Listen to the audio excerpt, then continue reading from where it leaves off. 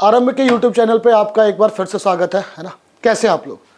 उम्मीद करते हैं मस्त होंगे, बिंदास होंगे, है ना, और मज़े लेते रहना, है ना। देखो दुनिया का मज़ा लेते रहिए, है ना। मैंने पहले ही बोला है कि सब चीज़ यही करना है मेरे भाई, है ना। तो इसीलिए मज़े लेते रहिए और अपना काम करते रहिए। चलिए, आज का जो हमारा टॉपिक है ना मेरे भाई, वो है आपका रैंकिंग अरेंजमेंट, है ना। अरेंजमेंट कह लीजिए। और आपका बीएसएससी के अगर प्रीवियस ईयर क्वेश्चन की बात करें ना, तो बीएसएससी के प्रीवियस ईयर क्वेश्चन में ना आपके कैलेंडर के 4 क्वेश्चन है। कितने क्वेश्चन है? मात्र कैलेंडर के 4 क्वेश्चन। मैंने इसमें भी आपको उसको क्वेश्चन को डाल दिया गया है, ठीक है। और टोटल मिलाकर के आपके रैंकिंग, सेटिंग और डे और कैलेंडर से टोटल 19 क्वेश्चन है। आज हम उस 19 क्वेश्चन को डिस्कस करेंगे। पहले थोड़ा सा बेसिक जानते हैं कि रैंकिंग अरेंजमेंट है क्या और इसको हम सॉल्व कैसे करते हैं, ठीक है। चलिए देखिए, सबसे पहले आते हैं रैंकिंग अरेंजमेंट पे, है ना। देखिए, रैंकिंग अरेंजमेंट की बात करें ना मेरे भाई, तो रैंकिंग अरेंजमेंट जो होता है ये 2 टाइप में डिवाइड होता है। कितने टाइप में डिवाइड होता है? 2 टाइप में। एक होता है जिसे क्या कहते हैं भाई? रो, जिसे पंक्ति भी कहा जा सकता है। और दूसरा होता है जिसे क्या कहते हैं? रैंक, है ना। एक क्या होता है आपका? रो, और दूसरा क्या होता है? रैंक। रो में इस साइड से जितने पोजीशन आएंगे ना, वो सारे के सारे कहां से आते हैं? राइट से। और इस साइड से जितने पोजीशन आते हैं वो सारे के सारे क्या होते हैं? लेफ्ट। राइट का मतलब होता है मेरे भाई दायां, और लेफ्ट का मतलब क्या होता है? बायां, है ना। यदि किसी भी एक की पोजीशन अगर लेफ्ट और राइट से दी गई हो, यदि किसी एक का क्रम अगर बाएं और दाएं से दिया गया हो, तो टोटल नंबर इक्वल टू क्या होता है पता है? टोटल नंबर इक्वल टू होता है position of left plus position of right -1, है ना। टोटल नंबर इक्वल टू क्या होता है? Position of left plus position of right -1। ये -1 इसलिए करते हैं ना क्योंकि हमने इस पोजीशन में कितनी बार काउंट कर लिया? 2 बार। एक बार लेफ्ट से भी और एक बार राइट से भी। इसीलिए टोटल नंबर इक्वल टू क्या हो जाएगा? Left plus right -1। अगर रैंक की बात करते हैं ना मेरे भाई, तो रैंक में ये आपका टॉप यानी कि ऊपर हो गया, और ये क्या हो गया? बॉटम, है ना। एक क्या हो गया आपका? टॉप, और दूसरा क्या हो गया भाई? बॉटम। यदि किसी एक का क्रम टॉप और बॉटम से दिया गया, यदि किसी एक का क्रम ऊपर तथा नीचे से दिया जाए, और तब कहा जाए कि टोटल नंबर क्या होगा? सेम कंसेप्ट होगा, टॉप प्लस बॉटम -1, है ना। -1 इसलिए करते हैं क्योंकि हमने इस पोजीशन में कितनी बार काउंट किया भाई? 2 बार। एक बार ऊपर से और एक बार नीचे से। इसलिए क्या हो जाता है? टॉप प्लस बॉटम माइनस क्या हो जाता है? 1 हो जाता है मेरे भाई, ठीक है। क्लियर? समझ में आ गया? याद रखना, अगर किसी एक का क्रम दिया गया हो तभी इसको अप्लाई करना है, ठीक है। ऐसा नहीं कि कोई भी क्वेश्चन दे दिया जाए, इसी क्वेश्चन को आपको सॉल्व करना है, ठीक है। क्लियर है? चलिए, अब देखो, चलते हैं थोड़ा सा क्वेश्चन के ऊपर, तो ज्यादा समझ में आएगा, है ना। पहला क्वेश्चन देखो क्या कह रहा है। एक दौर में हरी आगे तथा पीछे दोनों तरफ से 5वें स्थान पे, यहां एक ही है, हरी है। क्या कह रहा है? हरी जो है वो आगे से भी कितना है मेरे भाई? 5 है, और पीछे से भी कितना है? 5 है। यानी हरी का क्रम बाएं तथा दाएं से दिया गया है। क्या पूछ रहा? कुल कितने लोग दौड़ रहे थे, है ना। तो भाई अभी आपको मैंने बताया टोटल नंबर इक्वल टू क्या हो जाएगा? लेफ्ट प्लस राइट -1, है ना। कितना हो जाएगा? 5 प्लस 5 -1, है ना। 5 प्लस 5 कितने हो गए? 10, और -1 कर दीजिए, कितना आ जाएगा? 9। ऑप्शन नंबर कौन सा हो जाएगा? बी, है ना। समझ में आ गई बात? बस इतना ही दिमाग रखना है कि अगर किसी एक का क्रम, है ना, अगर यहां किसी 2 का दिया गया होता तब टोटल नंबर नहीं बता सकते थे। बस किसी एक का क्रम दिया होना चाहिए था, और तभी हम टोटल नंबर क्या कर सकते हैं? बता सकते हैं मेरे भाई, ठीक है। क्लियर है? चलिए,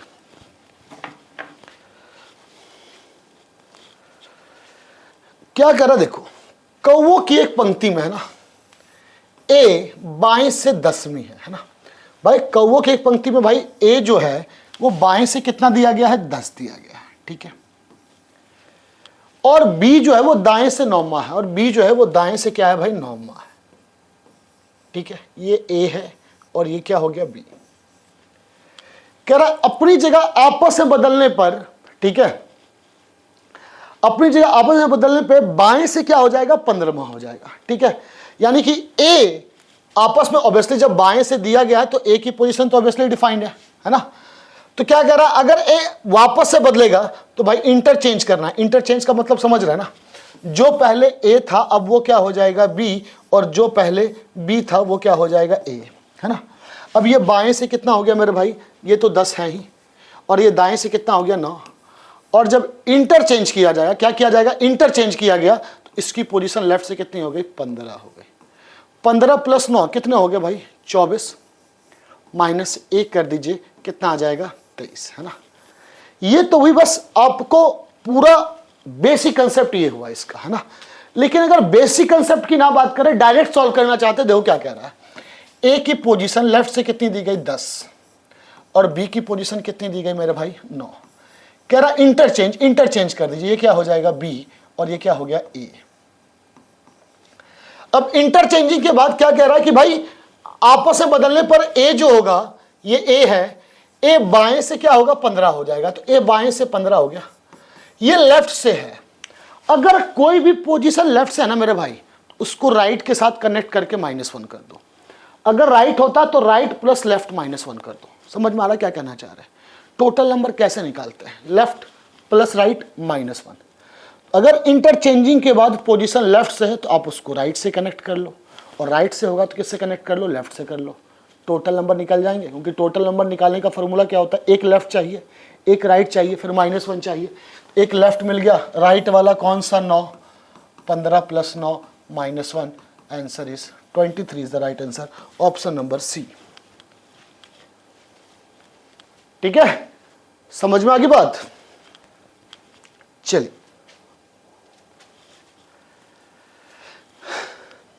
क्या कह रहा है, देखो, लड़कों की एक पंक्ति में एक लड़के का दर्जा किसी भी तरह से 19वां है। किसी भी तरह से मतलब समझ रहे हो, बाएं से भी 19वां होगा और दाएं से भी क्या होगा 19वां, यानी कि दोनों तरफ से पोजीशन क्या होगा, सेम होगा। अभी आपको मैंने बताया टोटल नंबर निकालने का फॉर्मूला क्या होता है, लेफ्ट प्लस राइट -1 होगा, 19 + 19 -1, है ना। 19 + 19 कितने हो गए 38, 38 में से 1 घटा दीजिए, ऑप्शन नंबर बी के साथ चले जाइए। इसमें ज्यादा दिमाग लगाने की जरूरत बिल्कुल भी नहीं है ना। क्लियर है। कह रहा 49 विद्यार्थियों की कक्षा में x का दर्जा जो है ना वो 18वां है। 49 विद्यार्थियों की कक्षा में x का दर्जा जो है वो क्या है भाई 18वां है ना।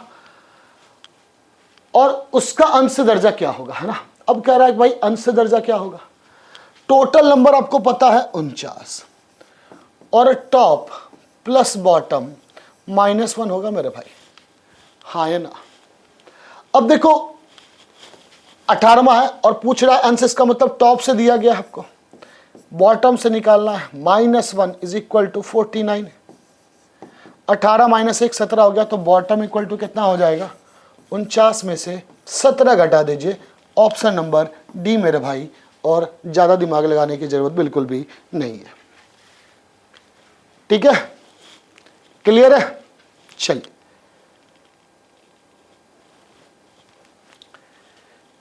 सेम देखिए, उसी टाइप से क्वेश्चन है ना। लड़कियों की एक कतार में कमला बाईं ओर से 15, भाई कमला जो है वो बाईं से कितना है लेफ्ट, और राधा दाईं ओर से क्या है 7 में है, राधा 7 क्या है राइट से है। यदि वे दोनों परस्पर स्थान बदल लेते तो राधा दाईं ओर से क्या हो जाएगी 15वां हो जाएगी। दाईं ओर से क्या हो गया भाई 15 आफ्टर इंटरचेंजिंग।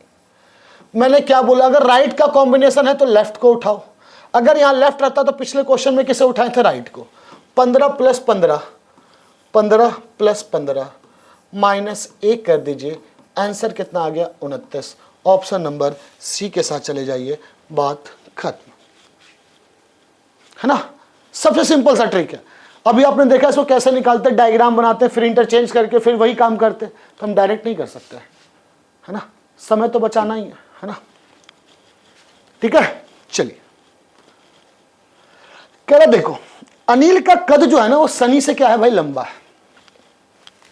अनिल का कद जो है वो सनी से क्या है भाई लंबा है, ठीक है। और सनी का कद बेबी से छोटा है, और सनी का कद जो है ना ये बेबी से क्या है, छोटा है। अनिल का कद बोस से लंबा है, अनिल का कद जो है बेबी है, ये है ना। मतलब ये तो है कि पहले क्या आएगा, अनिल आएगा और सनी कहीं होगा, और सनी से पहले जो होगा वो, क्योंकि सनी का कद जो है वो बेबी से भी क्या है, छोटा है, ठीक है। अनिल का कद बोस से लंबा है, अनिल का कद क्या है, बोस से क्या है, लंबा है, जिसका कद सनी से क्या है, छोटा है ना। अब अनिल का कद बोस से लंबा है, जिसका हमेशा बाद के लिए आता ही है। अनिल का कद बोस से लंबा है लेकिन सनी के बाद ही आएगा, क्योंकि सनी का वयस छोटा है इससे, ठीक है। बेबी का कद जो है वो अनिल के कद से छोटा है, ठीक है। बेबी कद अनिल के कद से क्या है, छोटा है। बेबी का कद जो है वो अनिल के कद से क्या है, छोटा है, ठीक है। यह बताइए किसका कद सबसे छोटा है, तो सबसे छोटा वाला कौन सा हो गया, बोस। ऑप्शन नंबर कौन सा हो गया मेरे भाई, डी। इसे कंपैरिजन रैंकिंग कहते हैं, याद रखना। जब आप किसी से कंपेयर करते हैं ना, तो इसको याद रखिएगा, कंपेयर रैंकिंग कहते हैं। क्या कहते हैं मेरे भाई, कंपेयर रैंकिंग, कुछ और नहीं कहते हैं, इसलिए ज्यादा दिमाग बिल्कुल भी नहीं लगाना, ठीक है। चलिए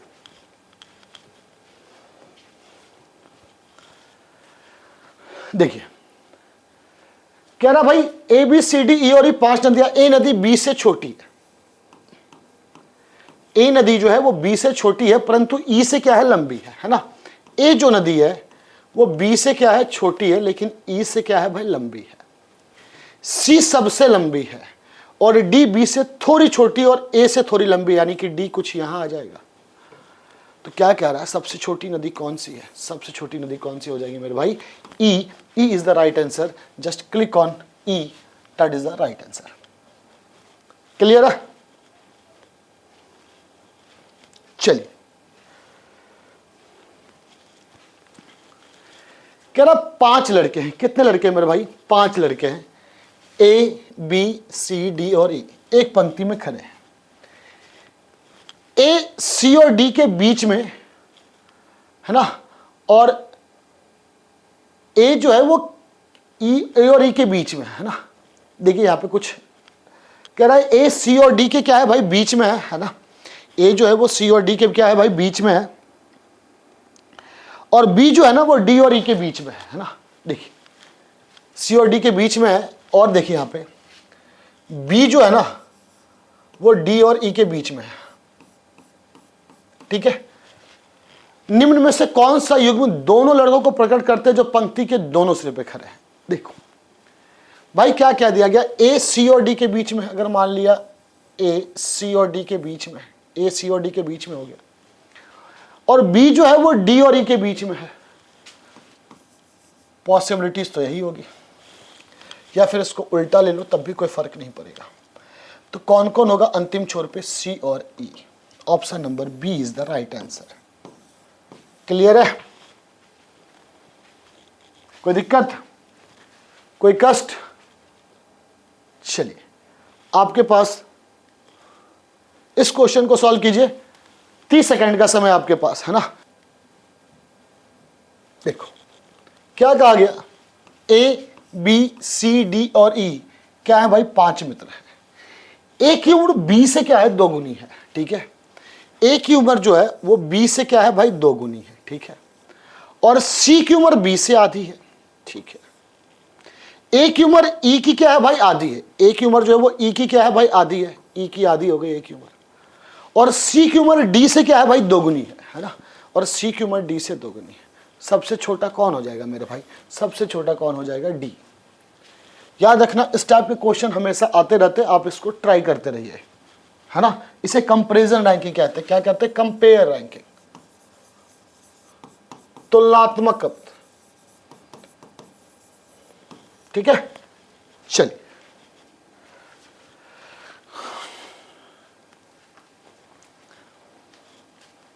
पांच बच्चे एक कतार में बैठे हैं और एस पी के तुरंत बाद बैठा। एस जो है वो पी के तुरंत बाद बैठा है, ठीक है।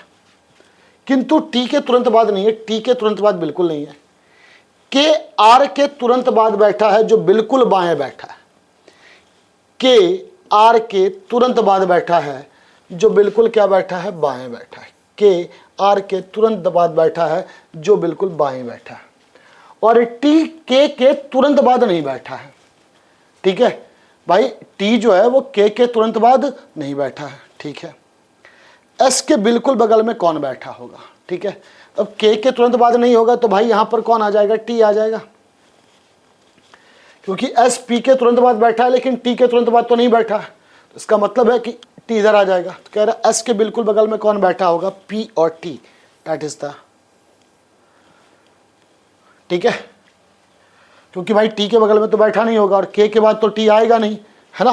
तो देखो यहां पर अगर इस हिसाब से देखा जाए ना तो एक पॉसिबिलिटीज तो आपकी ये बन रही है ना। अब समझ में आ रहा है। तो फिर अगर इस विचार से देखा जाए, तो अगर इस विचार से अगर देखा जाता है तो भाई एक चीज ये भी याद रखना कि एक पॉसिबिलिटी ऐसा भी आ सकता है कि टी जो हो वो क्या हो, पहले हो जाए, है ना। ऐसा ही पॉसिबिलिटी हो सकता है कि टी यहां पर आ जाए, तो उस हिसाब से केवल पी होगा। यहां पर आपको ऑप्शन दिया गया होता, वही सेम चीज बीपीएससी वाले, इनमें से एक से अधिक या कोई नहीं, है ना। चलिए क्या कह रहा है, देखिए, संतोष रंजन से कम तेज दौड़ता है, यानी रंजन ज्यादा तेज दौड़ता है और यहां पे कौन हो गया, संतोष, है ना। संतोष रंजन से कम तेज दौड़ता है था, रंजन पवन से तेज दौड़ता है, और रंजन जो है ना वो पवन से क्या करता है भाई, तेज दौड़ता है। पवन कहीं भी होगा लेकिन रंजन जो होगा वो उससे ज्यादा तेज दौड़ेगा, है ना। राजू मोहन से तेज दौड़ता परंतु रंजन से कम, है ना। सबसे तेज कौन दौड़ता है, तो ऑब्वियसली सी बात है भाई, राजू जो है वो मोहन से तो तेज दौड़ता है लेकिन रंजन से कम है, तो भाई सबसे तेज तो भाई रंजन ही है, क्योंकि रंजन पवन से भी है, रंजन संतोष से भी है, सारे कंपेयर कर लो तो रंजन सबसे आगे है। ऑप्शन नंबर कौन सा हो जाएगा, D, D is the right answer मेरे भाई, ठीक है। एक कक्षा के 45 विद्यार्थियों में सपना का स्थान नीचे से 9वां है ना। ये जो सपना है ना, इसका स्थान नीचे से क्या दिया गया है, 9, जबकि प्रियंका का स्थान ऊपर से 11वां है, ठीक है। और प्रियंका का स्थान ऊपर से क्या है भाई, 11वां है, ठीक है। चलिए, प्रियंका ऊपर से क्या हो गई, 11वां हो गई। तो नीवा का स्थान दोनों के एकदम बीच में है, तो सपना का स्थान नीवा का कौन सा है ना, तो सपना का स्थान नीवा से कौन सा है। देखो इस केस में क्या होता है ना, देखो क्वेश्चन समझना, क्वेश्चन क्या कह रहा है कि भाई एक का क्रम जो है वो दाएं से 9 दिया गया है और एक का क्रम 11 है ना। कह रहा है इसके एग्जैक्ट बिटवीन का आपको पोजीशन निकालना है। अब देखो थोड़ा सा एग्जैक्ट बिटवीन का कंसेप्ट समझ लो, है ना, ठीक है। अगर एग्जैक्ट बिटवीन का कंसेप्ट समझना होता है ना, अगर किसी की पोजीशन लेफ्ट से दी गई, राइट से दी गई हो, और किसी का पोजीशन लेफ्ट से दिया गया हो और टोटल नंबर पता हो, तो सबसे पहले टोटल नंबर पता हो तो इसके बीच का हमें मिडिल नंबर निकालना होगा कि इसके बीच में कुल कितने लोग होंगे। अब इसके बीच का टोटल नंबर निकालने के लिए क्या करना होगा मेरे भाई, तो जो भी टोटल नंबर दिया गया है, टोटल नंबर में से उसके लेफ्ट के पोजीशन और राइट के पोजीशन क्या कर दो, माइनस कर दो, तभी इसके बीच का नंबर मिल पाएगा। अब देखिए समझ में आया concept, total number minus position of left plus position of क्या करना होगा, राइट, तभी तो इसके बीच में कुल कितने लोग होंगे ये पता चलेगा। तो चलिए देखते हैं, यहां 11 और ये क्या है भाई, 9 है। यहां टोटल कितना दे दिया गया भाई, 45, तो हमें पहले ये निकालना होगा कि इसके बीच में कुल कितने लोग हैं। फॉर्मूला मैंने क्या लिखा है, total number minus position of left plus position of क्या हो जाएगा, राइट, है ना। अब जब 45 में से 20 घटाएंगे मेरे भाई तो कितना आ जाएगा, 25 आएगा, हाँ है ना। तो 45 में से हमने 20 घटा दिया, कितना आ गया, 25 आ गया। अब देखो अगर कह रहा 25 लोग हैं, कितने लोग हैं, 25 लोग हैं, ठीक है। अब हमें इसका एग्जैक्ट बिटवीन निकालना होगा, तो 25 का एग्जैक्ट बिटवीन हम कैसे निकालेंगे। अगर किसी पंक्ति में रख देना 4 लोग होंगे तो इसका एग्जैक्ट बिटवीन हम बता सकते हैं, नहीं बता सकते। को सर ऐसा क्यों नहीं बता सकते, क्योंकि अगर जब किसी पंक्ति में एग्जैक्ट बिटवीन इवन नंबर होता है ना, तो या टोटल नंबर अगर इवन नंबर होता है ना, तो हम इसका एग्जैक्ट बिटवीन बिल्कुल भी नहीं निकाल सकते, ठीक है। और एग्जैक्ट बिटवीन आपका सिर्फ और सिर्फ किस केस में आ सकता है, ऑड नंबर के केस में, और किसी भी केस में नहीं आएगा, याद रखना ये चीज मेरे भाई, है ना। अब देखो अगर यही चीज ऑड नंबर होगा तो इसका एग्जैक्ट बिटवीन थर्ड पोजीशन होगा कि नहीं निकालते, कैसे निकालते हैं भाई, 5 + 1/2, ये कितना हो जाएगा, 3। सेम यहां पर देखो इसके बीच में कितने लोग हो गए, 25, ऑड नंबर है तो इसका एग्जैक्ट बिटवीन कैसे निकालेंगे, 25 + 1/2 that is 13 answer, so the answer is D is the right answer. ठीक है, याद रखिएगा इवन नंबर का हम एग्जैक्ट बिट भी नहीं बता सकते हैं, इसलिए इसको किस में कन्वर्ट करते हैं, ऑड में कन्वर्ट करते हैं। ठीक है, अगर ऑड नंबर है तो उसको कन्वर्ट करने की कोई जरूरत बिल्कुल भी नहीं है, तो सिंपल सा बात है, क्या करेंगे, odd number plus 1/2 that is the right answer. ठीक है, चलिए कह रहा ए का स्थान कक्षा में 5वां है, बी का स्थान अंतिम से 8वां है, यदि सी का स्थान ए से 6वां है तो ए और बी के बीच में है। देखो ए का स्थान भाई क्या है, 5वां है, ठीक है, और बी का स्थान अंतिम से क्या है भाई, 8वां। सी का स्थान ए से 6वां है और ए और बी के बीच में है, तो भाई कक्षा में कुल कितने छात्र हैं? अगर ये 6 है ना तो ये भी कितना होगा, 6 होगा। इस चीज को याद रखना, क्योंकि एग्जैक्ट बिटवीन का मतलब ही होता है कि ये डिस्टेंस और ये डिस्टेंस, दोनों डिस्टेंस क्या होगा, सेम होगा, है ना। अब देखो, ठीक है, तो भाई टोटल कितने लोग हो गए, तो भाई 5, 8 और 5 कितने हो गए, 13, और 13 और 11 कितना हो जाएगा, 24 को। सर ये आपने 11 क्यों लिया, 6 और 6 12, तो भाई इस पोजीशन को तो हमने 2 बार काउंट किया ना। यह सिंपल सा तरीका है, सी की पोजीशन लेफ्ट से निकाल सकते हैं। 5 और 6 कितने हो गए, 11, और यहाँ 8 और 14 कितने हो गए, 14, 8 और 6 कितने हो गए, 14। अब इस पोजीशन की वैल्यू लेफ्ट और राइट से पता है, टोटल नंबर निकाल सकते हैं। टोटल नंबर का फॉर्मूला क्या होता है, लेफ्ट प्लस राइट -1। ठीक है, कितना आ जाएगा भाई, 24 is the right answer, that is 24 is the right answer.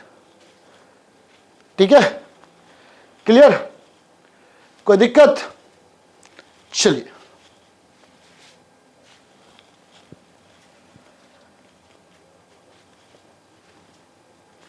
क्या कह रहा है, ए और बी या तो समान आयु के हैं या तो ए बी से बड़ा है ना। ए और बी या तो समान आयु के हैं या तो ए जो है वो बी से क्या होगा, बड़ा होगा। मतलब इसका मतलब हो गया A is greater and equal than B, है ना। ए इज ग्रेटर और इक्वल देन क्या हो जाएगा, बी। सी और डी समान आयु के हैं या डी बड़ा है किससे, सी से। इसका मतलब हो गया D is greater and equal than C. ए ठीक है या डी से बड़ा है, सी से ए बी क्या है, बड़ा है, तो सी ए और बी बड़ा है सी से, है ना। ठीक है, क्या कह रहा है भाई, ए और बी क्या है, बड़ा है, किससे बड़ा है भाई, सी से, है ना।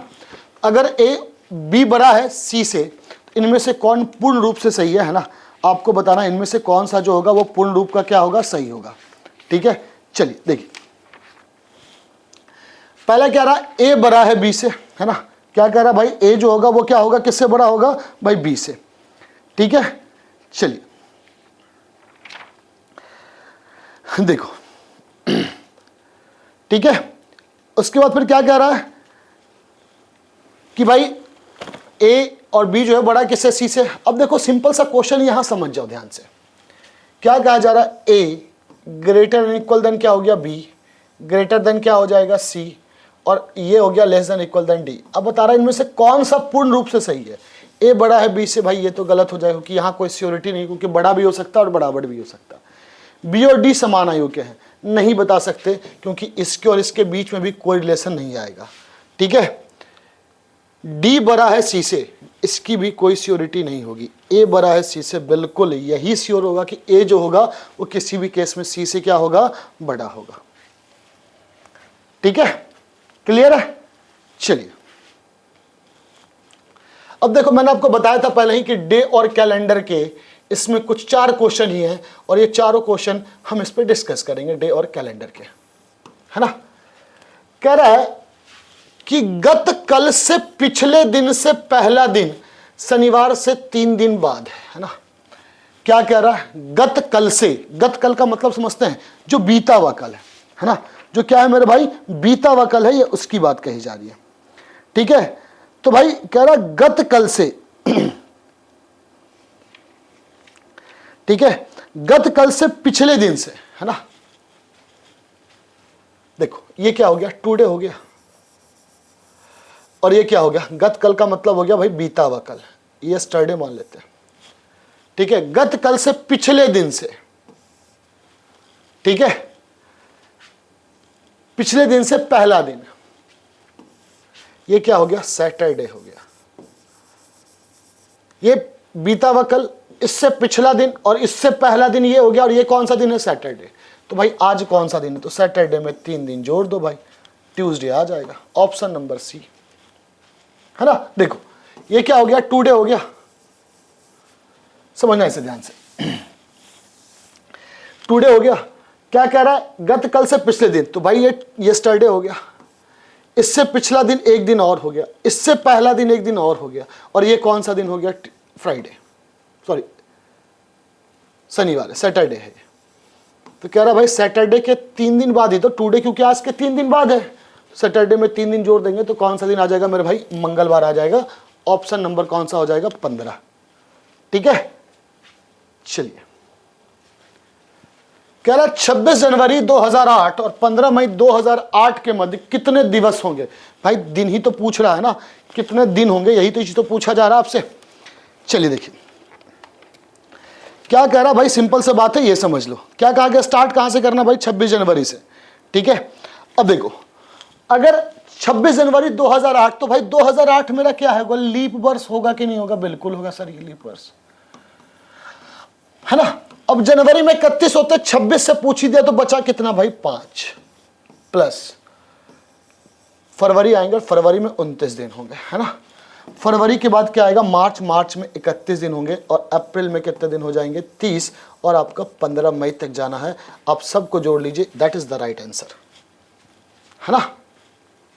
ठीक है, तो 15 और 30 कितने हो गए, 45, 45 76 हो गया, 76 और 5 कितने हो गए भाई, 81, 81 और 90 20 110 is the right answer, that is the answer is B is the right answer. Clear है, कोई दिक्कत, कोई कष्ट। चलिए चलते हैं अगले क्वेश्चन। कह रहा 15 सितंबर 2000 को शुक्रवार है, तो 15 सितंबर 2001 मैंने बताया था किसी भी 2 वर्ष में लीप वर्ष तभी माना जाएगा जब उसमें लीप वर्ष का फरवरी आएगा, नहीं तो लीप वर्ष नहीं माना जाएगा। कोई भी दिए गए 2 वर्ष में लीप वर्ष तभी माना जाएगा जब उसमें लीप वर्ष का क्या आएगा, फरवरी आएगा। और यहां सितंबर की बात कही जा रही है, तो ये नॉर्मल ईयर की तरह बिहेव करेगा। और नॉर्मल ईयर में कितने अतिरिक्त दिन होते हैं, 1। ये बाद का पूछेगा तो ऐड कर देना है, तो शुक्रवार में 1 दिन ऐड करेंगे मेरे भाई, क्या आ जाएगा, शनिवार, and the Saturday is the right answer,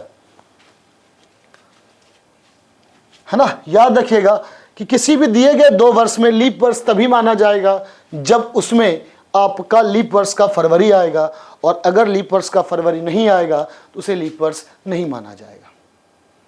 clear है, कोई डाउट इसमें। चलिए, कह रहा यदि किसी वर्ष में 26 को बुधवार है तो उस महीने के कितने सोमवार होंगे। भाई सिंपल सी बात है, क्या कह रहा है, 26 क्या होंगे, बुधवार होंगे, है ना। 26 क्या होंगे, बुधवार होंगे, समझना इस चीज को। तो जब भाई 26 को बुधवार होगा, ठीक है, और उस महीने का फिर आखिरी दिन निकाल ले और 5 जोड़ेंगे तो क्या हो जाएगा भाई, ठीक है, 31 हो जाएगा। ठीक है, तो देखो अगर बात कहा जाए कि डिपेंड करता है कि भाई यदि किसी वर्ष में 26 को बुधवार है तो उस महीने में कितने सोमवार होंगे, ये एग्जैक्ट नहीं बताया जा सकता है, क्योंकि भाई वो महीना कितने दिन का ये कैसे पता होगा। अगर 28 दिन का होगा तब तो 4 होंगे, ठीक है, 3 तो किसी भी केस में नहीं हो सकता और 6 भी किसी केस में नहीं होगा, या तो 4 होगा और या तो क्या होगा, 5 होगा, है ना।